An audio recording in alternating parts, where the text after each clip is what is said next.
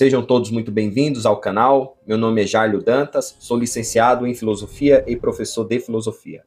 Hoje nós iniciaremos a aula introdutória sobre a história da filosofia, abordando desde a antiguidade, do surgimento mesmo, os conhecidos pré-socráticos, passando também pelos clássicos, depois filosofia medieval, moderna e contemporânea. Então aqui eu vou mostrar uma linha do tempo, preste bem atenção. Nós aqui, na linha do tempo, nós temos o marco zero, que é Cristo, nosso calendário cristão, né? Gregoriano, enfim. Nós temos, então, antes de Cristo e depois de Cristo. Então, nós vamos iniciar aqui por volta do século 6, 7 antes de Cristo, falando primeiramente de dois poetas gregos, porque não tem como fazer uma introdução da história da filosofia sem tratar desses dois poetas gregos. Então vamos lá, vamos começar aqui, presta atenção aqui no slide. Então aqui surgimento da filosofia, filosofia antiga. Então eu separo aqui filosofia antiga da filosofia clássica, apesar de que a filosofia clássica é um período antigo, está ali na filosofia antiga, mas eu quero separar aqui para a gente fazer a distinção entre antes de Sócrates e pós-Sócrates, para ver a diferença, a mudança que houve ali no tratar a filosofia nas questões que esses filósofos se colocaram a examinar. Então nós temos ali filosofia antiga, como surgiu a filosofia. Essa é a intenção da aula de hoje, responder como surgiu a filosofia e o porquê que surgiu a filosofia. É importante salientar que o ser humano sempre questionou a respeito das coisas, qual o motivo de estarmos aqui, de onde viemos e para onde iremos. Além de procurar respostas a respeito das constituições de tudo que existe. Se além de procurar respostas, nós vamos ver com os pré-socráticos, a respeito das constituições de tudo que existe. Como eu falei, não tem como abordar a filosofia, a introdução à história da filosofia, sem abordar os poetas gregos. Então nós temos dos principais, Homero e também Hesíodo. Eu falarei um pouco sobre Hesíodo. Então, Homero foi um poeta grego, escreveu a respeito de eventos ocorridos, principalmente sobre as duas guerras de Tebas e a guerra de Troia. Inclusive, tem um filme, Troia, para quem nunca assistiu, vale a pena assistir. Ele retrata a história do que está registrado ali por Homero. Muita coisa tem a parte histórica e tem a parte mítica também. Então, dos muitos poemas, dois foram conservados, que é a Ilíada e a Odisseia, escritas por volta do século X e século VIII a.C. Ambas as obras têm a presença constante de poderes superiores que interferem no desenrolar da luta entre gregos e troianos, tema da Ilíada, e nas aventuras de Ulisses, temas da Odisseia. Essa interferência normalmente é designada por palavras como Theos, Zeus e principalmente Daimon. Daí nós temos esse nome aqui, esse termo Theos. Theos quer dizer Deus, por isso ateu, que A de negação, A é um prefixo de negação em grego, e teu de Theos, que é Deus, atheos ou sem Deus. Os deuses homéricos, mesmo apresentando forças da natureza, revestem-se de forma humana. Esse antropomorfismo atribui-lhes aspecto familiar e até certo ponto inteligível. Isso aqui é importante salientar, que os deuses descritos por Homero, não só por Homero, bem como por Hesíodo, eram deuses que tinham formas humanas, ou seja, eram deuses antropomórficos. Antropo de humano, morfismo de forma, até um certo ponto inteligível. O que seria isso? Que é cognoscível.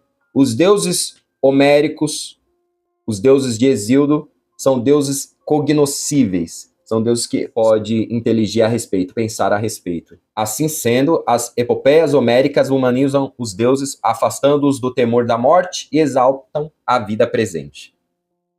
Então, assim, os deuses homéricos eram deuses que tinham formas humanas, não só no aspecto, mas também no seu comportamento. É aqui o que depois os pré-socráticos vão denunciar, né?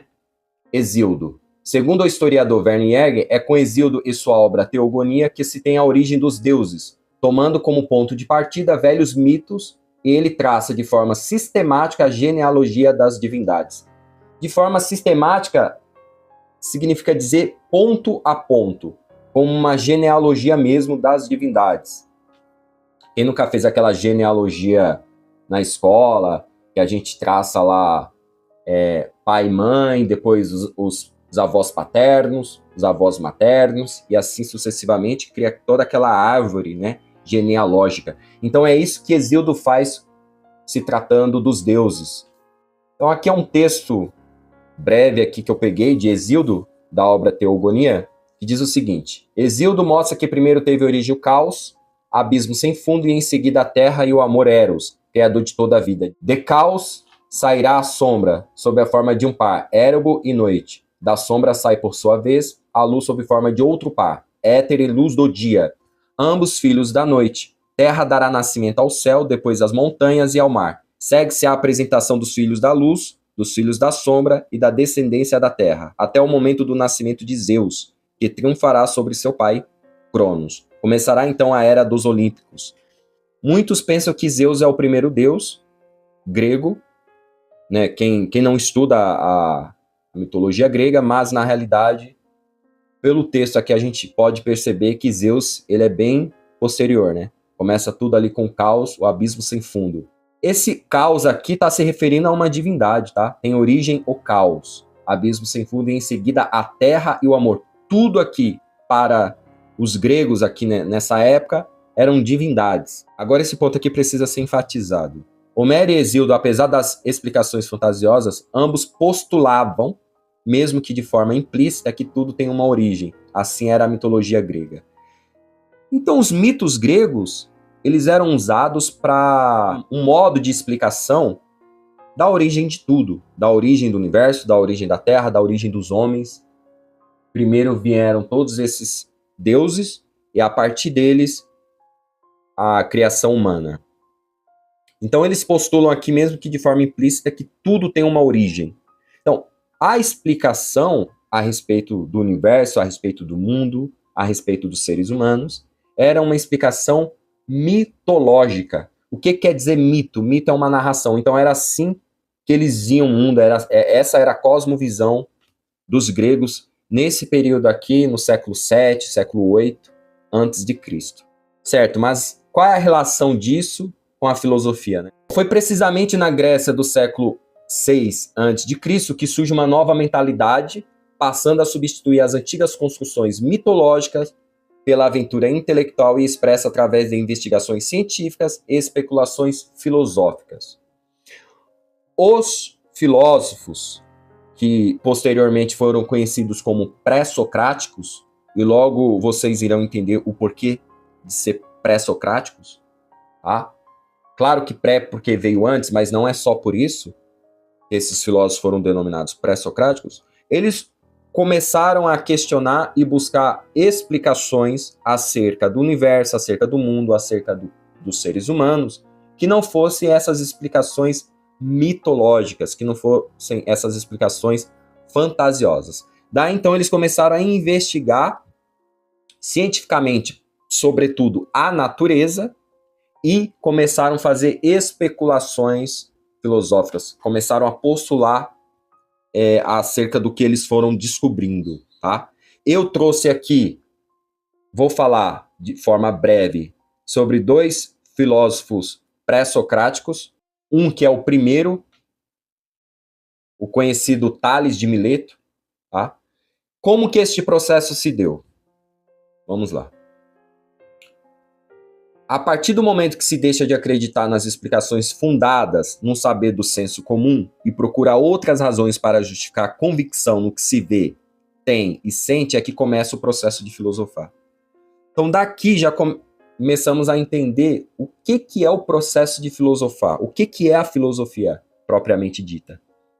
É quando você busca explicações além do senso comum. Você ouve sobre algo e aquilo que você ouviu não parece abarcar a totalidade da coisa, a totalidade daquilo que está sendo investigado. A partir daí você começa a questionar, você começa a examinar, a refletir sobre aquilo que você está investigando. E essa investigação, esse processo de exame profundo, é um processo filosófico, que tem seu método.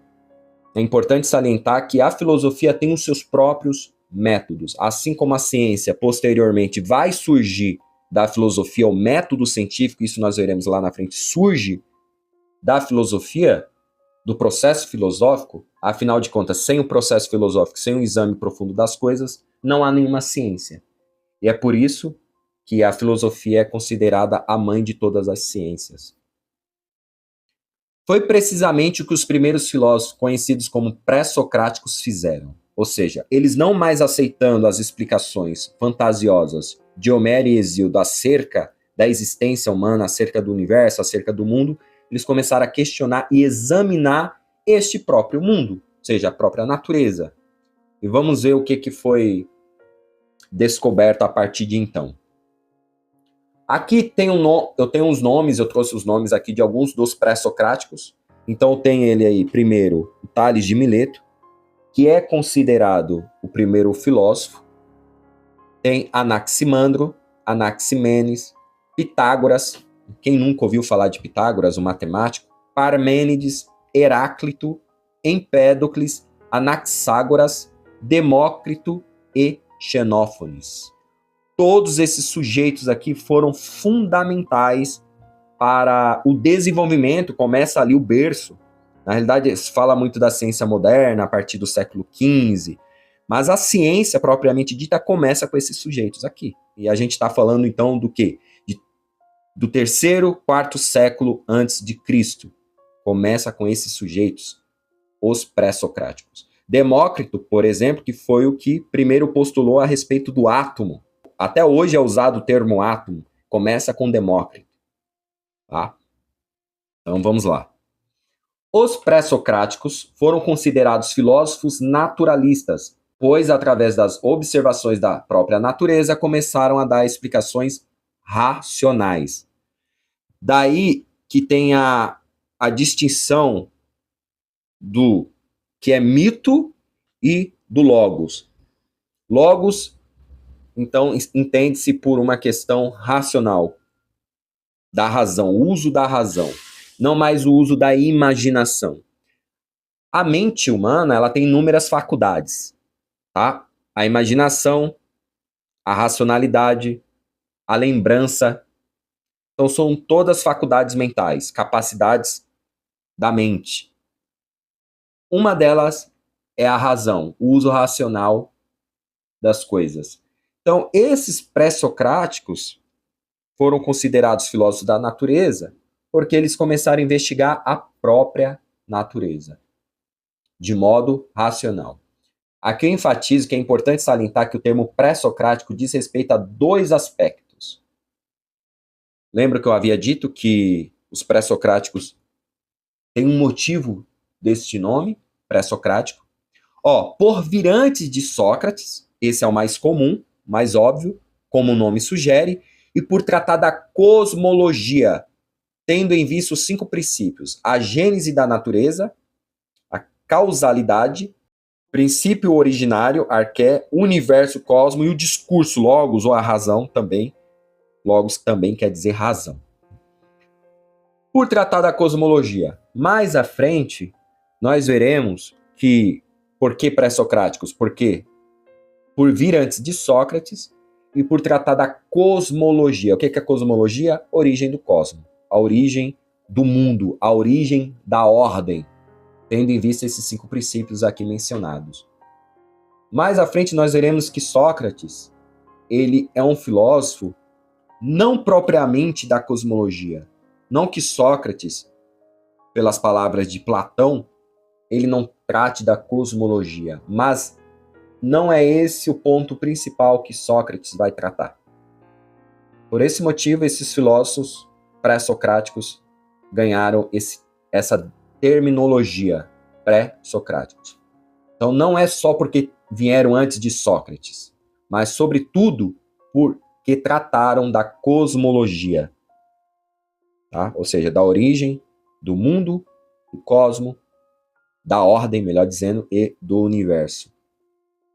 Porque existem filósofos ali que são contemporâneos a Sócrates, então não caberia dizer que são pré-socráticos, uma vez que estão no mesmo período de Sócrates, certo? mas porque continua sendo pré-socrático, porque eles trataram da cosmologia. Então aqui tem a data de Tales de Mileto. Isso aqui é mais a parte biográfica. Sua filosofia buscava entender a constituição das coisas, ou seja, do que as coisas são feitas, quais os fundamentos das coisas de modo geral. Daí ele postulou a água como sendo a physis, a origem, sendo a causa de todas as coisas, uma vez que afirma que a própria terra está sobre a água, por ver que o alimento de todas as coisas é justamente a umidade, ou seja, a água. Tales de Mileto, observando a natureza, ele percebeu que tudo que está vivo existe água em sua constituição. E olha só que interessante. Ele observou que as sementes de todas as coisas têm uma natureza úmida.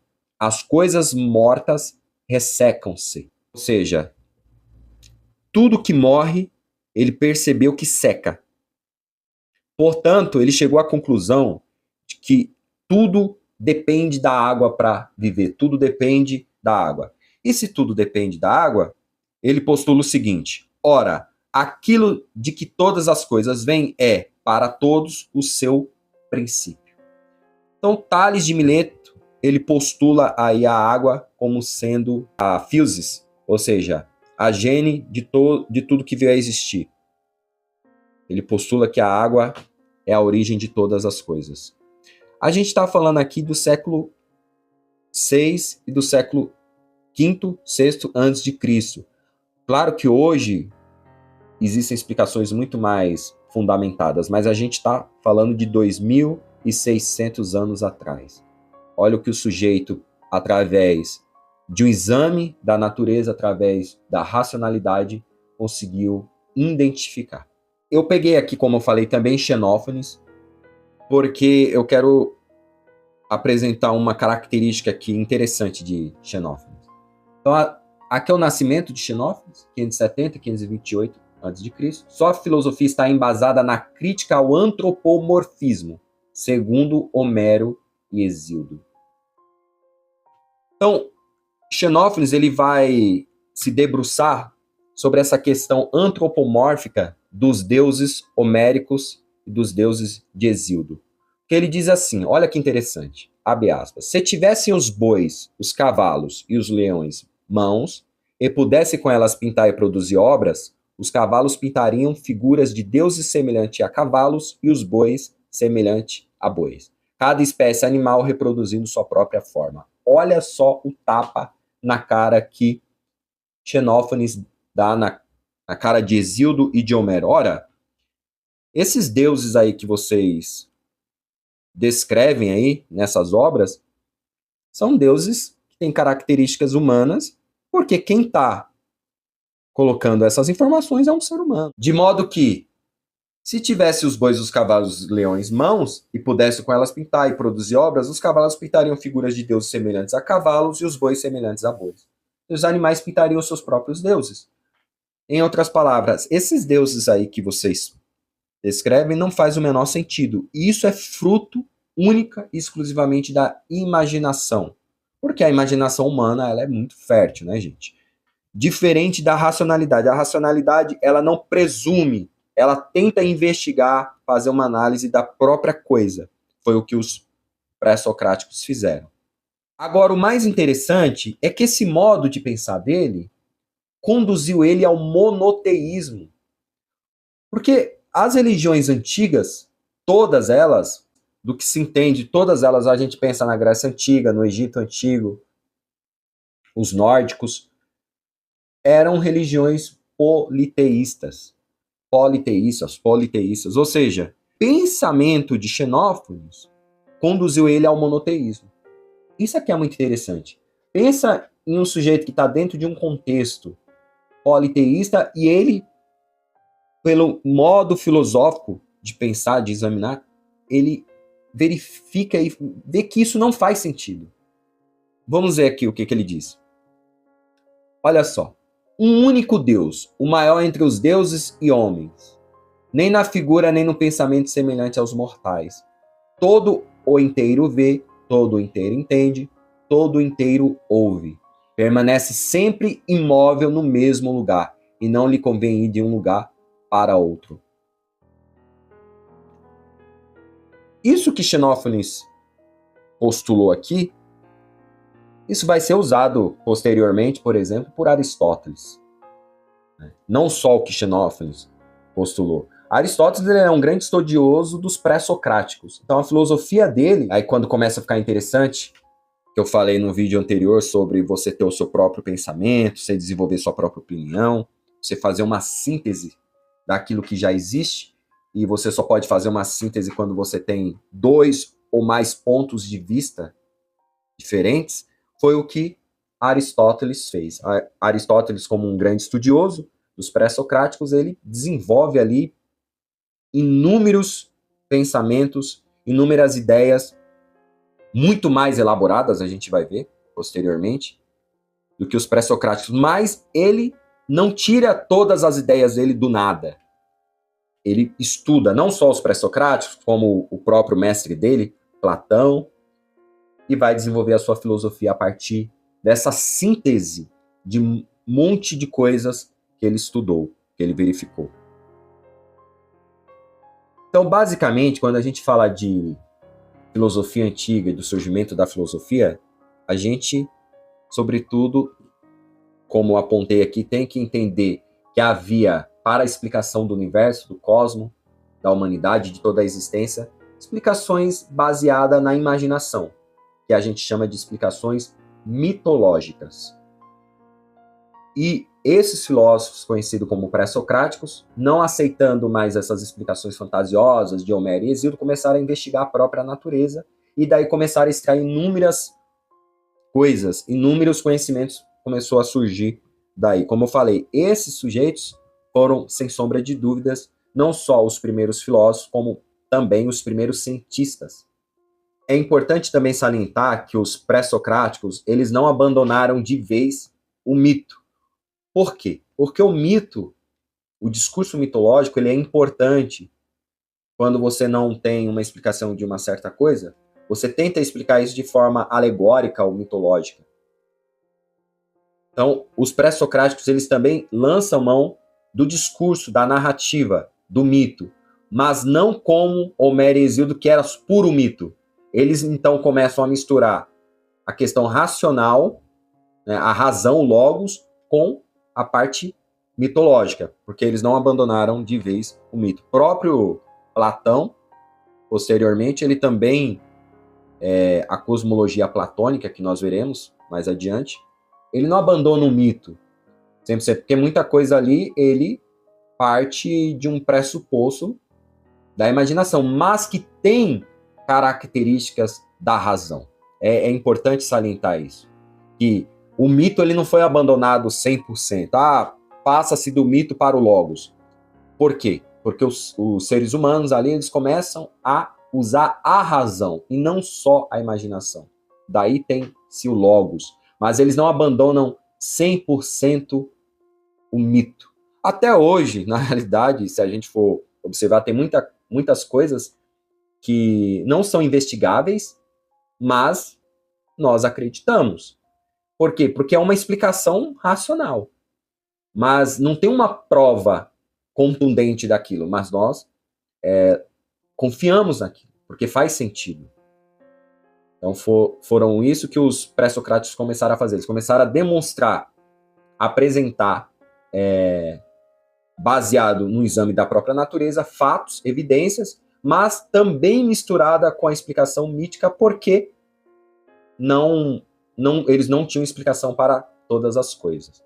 De forma bem introdutória, vocês entenderam que a filosofia começa com os pré-socráticos e que estes, não aceitando os discursos mitológicos, passam a investigar a própria natureza, portanto foram conhecidos como filósofos naturalistas pré-socráticos, porque vieram antes de Sócrates e, sobretudo, porque estudaram a origem do cosmos.